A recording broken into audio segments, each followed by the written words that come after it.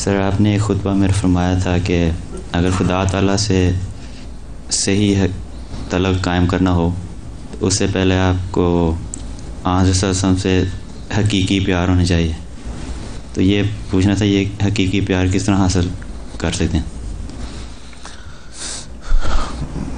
خدا تک پہنچنے کے لیے آن وسلم ایک وسیلہ ہے، اللہ تعالیٰ نے خود فرمایا. ٹھیک ہے نا؟ ٹھیک ہے نا؟ ہاں جی جی. اور اللہ اور اس کے فرشتے آن وسلم پہ درود بھیجتے ہیں. ٹھیک ہے؟ ٹھیک ہے جی.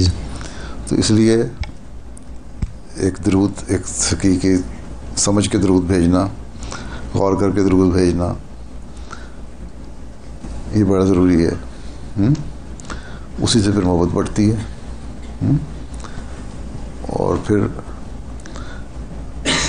جب اللہ تعالیٰ کے پیارے کو پیار کرتا ہے انسان تو پھر اللہ بھی پیار کرتا ہے.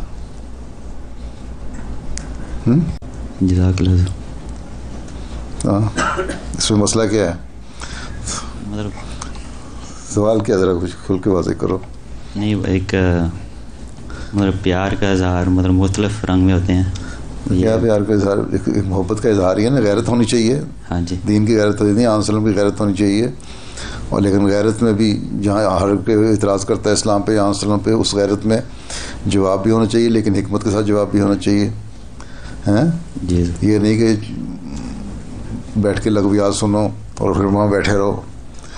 یا تو جواب دو. اور غیرت کا اظہار یہ کہ اٹھ کے آ جاؤ ایسی مجلس سے اگر نہیں جواب آتا تو یہ بہت سارے اظہار ہیں محبت کے. اپنے لوگوں سے کوئی کسی سے محبت ہو، پیار ہو، تو اظہار ہوتے ہیں نا بعض. ہاں جی، وہ اظہار کرنے چاہیے.